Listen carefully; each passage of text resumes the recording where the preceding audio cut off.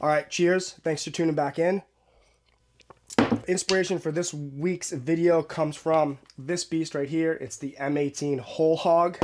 It's an absolute workhorse, especially when you pair it with a 6.0 forge or an 8.0 forge, which I usually do now. I have no issues with it stalling. Batteries last longer, better. It's just an absolute beast. And I've been roughing in a 2-story single family home, completely renovated. It's all gutted, reframed, all that. So there's a lot of older, harder petrified wood and some newer, softer studs. But either way, I have been putting out a lot of work with this thing, and I really can't complain. This is it's the newest generation because I just recently bought this when I started the company. I've used a bunch of these before, obviously, but this is the one that I purchased when I got out on my own.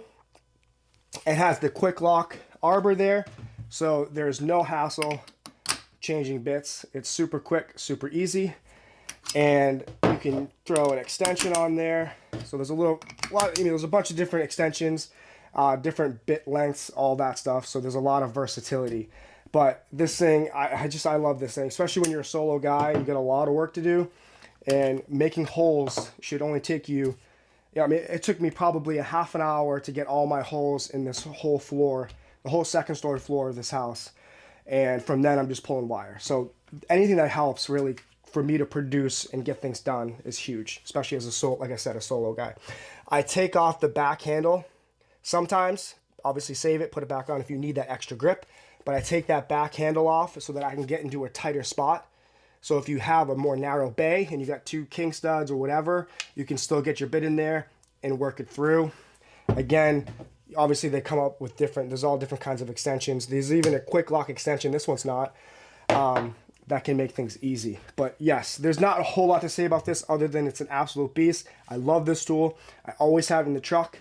I have another job coming up soon where I'm going to have to drill through like an 8-inch sill beam in an old, super old farmhouse. So that thing is beefy and it is hard wood. Like it's not some soft crap.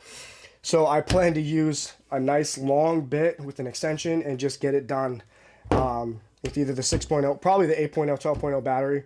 Forge for sure. Obviously, you're going to want to have a nice beefy battery in this thing to keep it going so you don't get any stall outs. But yeah, there's not a whole lot more I can say about it. I mean, some of you will know right off the bat how great this thing is. I have never gotten into the Super Hog territory. So if you have used that beast, let me know if I should just go ahead and get that or what the difference is or what you think comparatively. But for the most part, this thing works out great for me.